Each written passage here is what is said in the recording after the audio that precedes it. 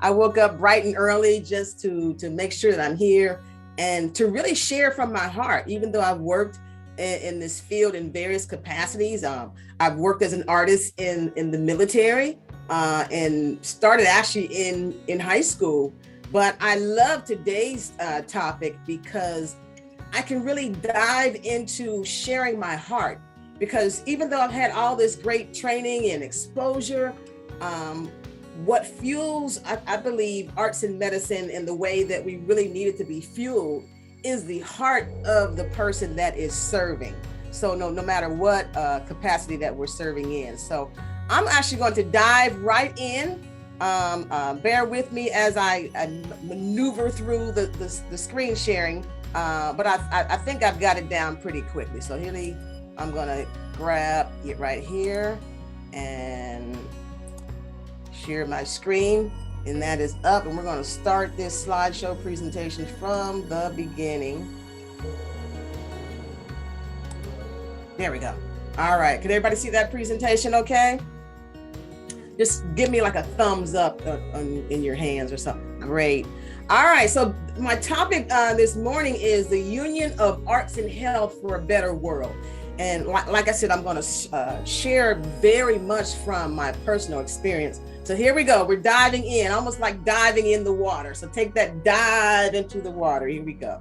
All right, what I really want to share is that, it is the ordinary people that change this world. So I went back through my catalogs of older pictures and grabbed out my 6th grade picture. And just to share with you all that I'm one of those ordinary people that can change the world. There's a song by a gospel artist here in the US called Ordinary People, and her name is Danny Bell Hall. So if you get a chance to search online, it's like, ordinary people, God uses ordinary people.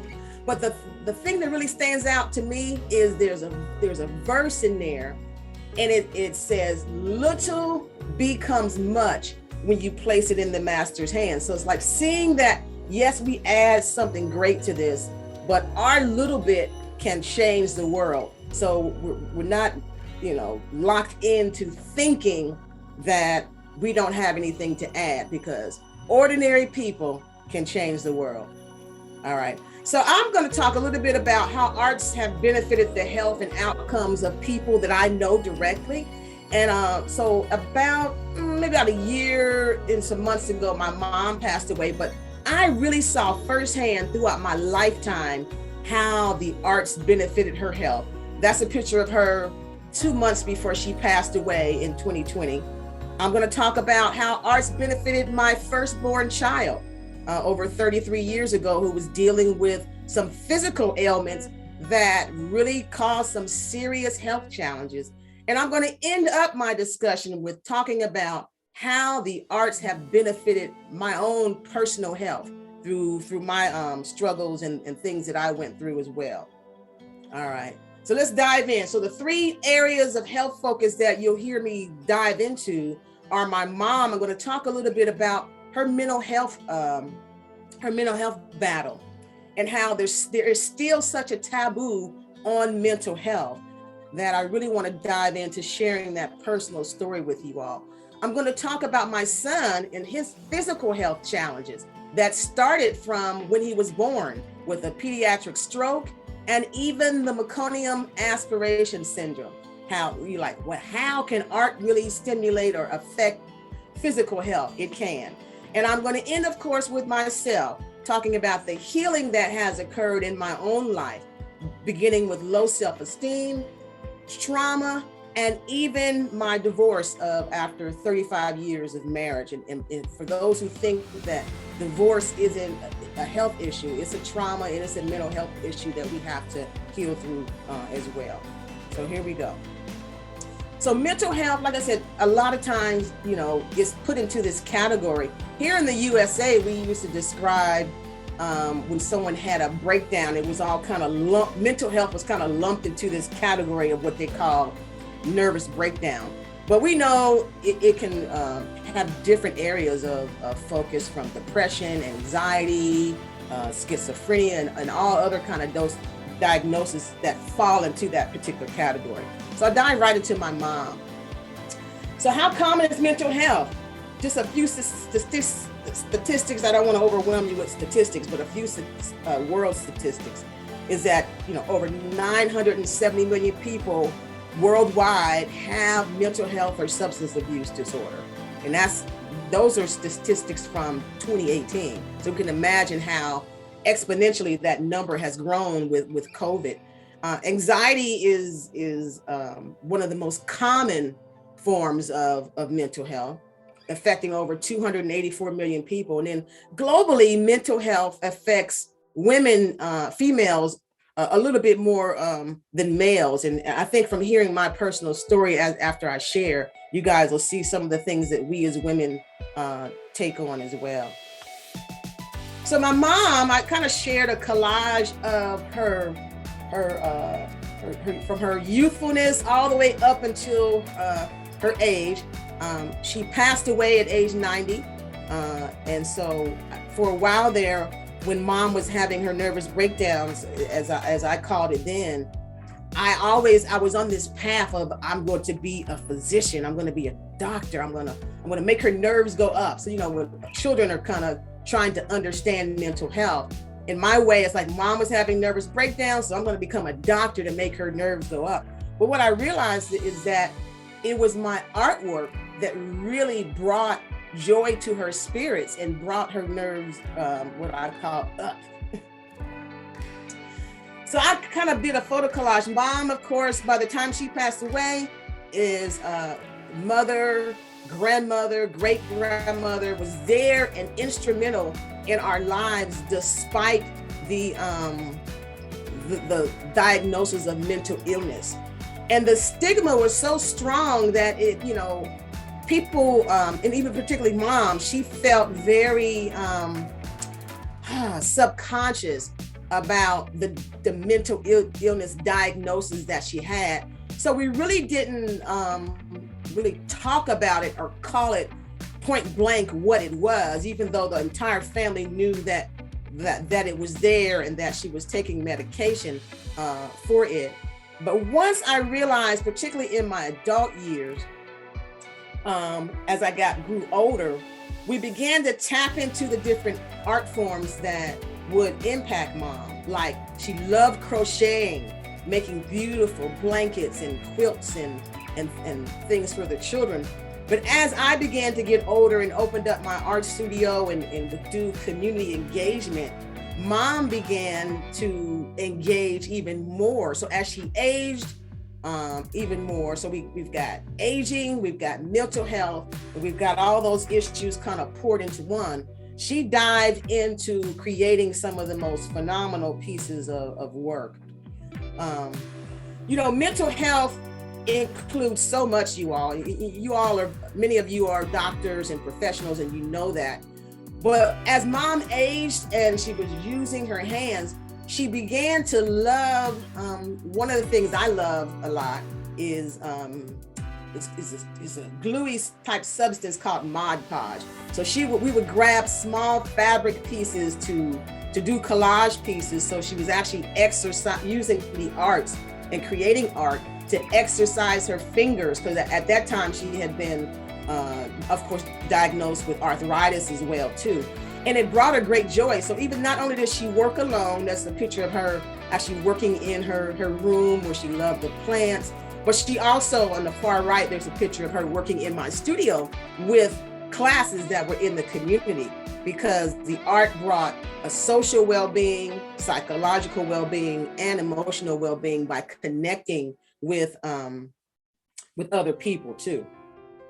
I'm gonna dive right into my son. When I was, I believe, 25 years old and having my first child, I was so excited about his birth and going natural and all those great things. And what happened as everything was going natural birth, and there came a point in the delivery where they said, your baby isn't getting oxygen. We have to do an emergency cesarean and get him out of the womb as quickly as possible. And what had happened when they got him out of the womb was he experienced a pediatric stroke. And actually, in his case, they were actually part of the brain cells that had died off. Many of you health professionals know that the fetal strokes can cause permanent brain damage and result in so many other health-threatening conditions like cerebral palsy, and could even be like long-term difficulties. The other thing that happened was he experienced what was called Meconium aspiration syndrome. So in layman's terms, what happened there was that he ingested the first dark, tarry fetal bowel movement that a baby has into his lungs. And so when they're delivering him, he had the fetal stroke and he had the meconium aspiration. And we were like, what is going to happen? I'm gonna tell you what happened. Here he is at current day, 33 years old, no developmental delays. He is actually the father of 3 wonderful sons. I have a total of 6 grandchildren. These are 3 of them. He has 3 sons. What happened on that particular delivery and the information and recommendations that the doctor gave to us was, don't treat him, even though he had this stroke, and even though he had this meconium aspiration, and even though the prognosis was he might be developmentally delayed for the rest of his life, don't treat him like a sickly child. Give him lots of stimulation. So the first stimulation we gave him, we surrounded his crib. This isn't, of course, the stuffed animals that we surrounded his crib with, but we surrounded his crib with lots of stuffed animals. I sang to him. I even made up songs. We made up stories. We read stories to him. And I'll tell you, it just to be very transparent with you all, the very first thing I did before I even sought the art, before I even sought the recommendations of the doctor, was that I prayed. I prayed before they even put me under the anesthesia. I had made my son while he was yet in the womb. And I said, Lord Father, I know that Cameron and I are in your hands and he's going to be okay. So even though when they put me out, so I woke up and my son was hooked up to all kind of tubes, and I was planning on breastfeeding. I couldn't breastfeed him because he was hooked to all these tubes and stuff. And they were like, we don't know what's going to happen. But there was a piece about it for me. What I said to myself and to my son, I blessed him with some oil. And I said, Lord, I believe that he has total healing. And so even though he was hooked up to the tubes and the prognosis was this is what we're expecting, and they were feeding him, I couldn't breastfeed him because he wasn't nursing. They were feeding him from it reminded me of a little tiny straw. And I came back the next day and they were feeding, like 2 days later, they were feeding him formula. And I got really upset. I'm like, why are you feeding him formula? I pumped all this breast milk. And everything that they had in their prognosis that would happen for him, or they expected to happen for him, did not happen. Because I began, first of all, to stimulate him with prayer and warm thoughts. And then immediately began to stimulate him with, as they began to grow, with the animals, with the singing, with the colors. And so much so that my family members would tease me and say, I think you have overstimulated your child. So today, here he is growing up. There he was. They actually followed him for 2 years. The first 2 years of his life, the medical professionals followed him to see how his development would be. But as you can see, here he is with me throughout the whole process. And the picture on the far right is when, in the midst of COVID, then I stepped out and painted a Black Lives Matter mural in downtown Cincinnati as a way of protest and sharing the voice of Black people in Cincinnati. But I mean, art has been transformative in so many ways, not only with the mental health and the physical health, but even, I think overall. Now I'm going to dive, I'm going to be very transparent with you all. And I think what makes it easier is that you all are an international audience, and I might not necessarily see you tomorrow or the next day, but art in healing is so essential. And a lot of times people are dealing with healing from some of the hidden hurts. And so I'm going to dive into some of the hidden hurts that even I experienced as a mama, as a woman. I really, as a child, had to learn to love myself. I am, a lot of times people see the rosy, loving side of being in the United States, but there are so many things that happen. Colorism and racism is one of the very prevalent things that I dealt with as a child. Because I am a dark-skinned Black woman in America, I was actually teased about being a dark-skinned Black woman from the time I was a child. And because I was dealing with my mother's mental health issues and other traumas that existed in the family, my self-worth had hit a very low. Even though I knew that I was very intelligent, I did not feel that I was a beautiful person. And I had to have a rebirth that existed.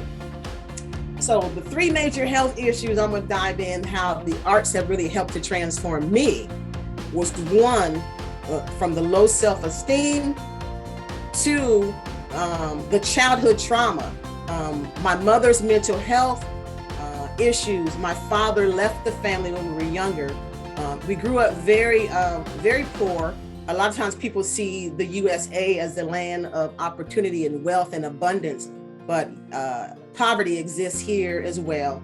And then most recently, about 3 years ago, like I said, a divorce after the end of a 35-year marriage. So the low self-esteem, the arts was my channel. I excelled. The first thing, I think my very first art competition was in the 3rd grade, where I did a piece on brotherhood. And it was just a beautiful, colorful, interlocking hands that said, "We are the world, we are united, we are together." But I really excelled when it came to high school. The high school I went to offered a commercial art program. So not only was I able to benefit from excelling in my art, making my pictures at home, I also excelled in my study as a graphic commercial artist, designing logos and posters, and so much so that I represented our state and went on to national competition. So there's me, I really cool, calm, and collected when I was in high school. The centerpiece there is the most recent picture. And the piece on the end was me actually working. Amazingly enough, even though I have easels and I'm a professional artist, my very favorite place to paint is in the middle of my living room floor. And so I'll just throw a cloth down there and paint there. The art is relaxing for me. The bright colors are stimulating. They remind me that, particularly when I'm using yellows and reds and the warm color, that I'm great and that greatness resides in me. Is that a spirit that should be shared throughout the whole world. My personal work that has really impacted my interdisciplinary approach to health and well-being have been community and world engagement, teaching and training, utilizing art, using different perspectives and perceptions, and using in different types of engagement like song, using exhibitions and discussions about the visual art, and also using this visual art to address sensitive topics. Like I often talked about my divorce, and divorce for many people is a sensitive topic that they don't talk about. And we don't even really sometimes equate divorce to grief or loss of someone, but it is. And divorce, of course, affects mental health too. So community and world engagement, even though I traveled to Europe and other places in the military, what really stands out with me has been my visits to the continent of Africa. My first time visiting was in Kenya, in a city called Lamu, and we were doing a cross museum international. It was with the International Museums of Kenya and the Cincinnati Museum Center. So the students in Kenya were learning about students in the United States, and I was that person kind of facilitating both of the projects. So we did a beautiful mosaic, and that's just me in Kenya sharing with some of the students there. And then most recently, probably about like 5 years ago, no, not 5 years ago, 3 years ago was my first time coming to Nigeria and just doing lots of integration with learning about using the art to go to visit schools. And that's actually where I met the founder of Arts and Medicine, Kunle Adewale as well. And then I still do community work in my local neighborhood and schools, because I think no matter how much we expand with art, there's always a lesson to teach and share with even our local community and even in our homes, that the art is that bridge and connector. So that's one of my favorite pieces, visiting Kenya, some of the girls' schools. And I love it, and you'll see that you'll oftentimes see me dressed in beautiful African and Kenyan and Nigerian attire, because I love it. And it makes me feel close to home, with Africa being my home of descent. I work and I use art through books and reading and literature with all ages.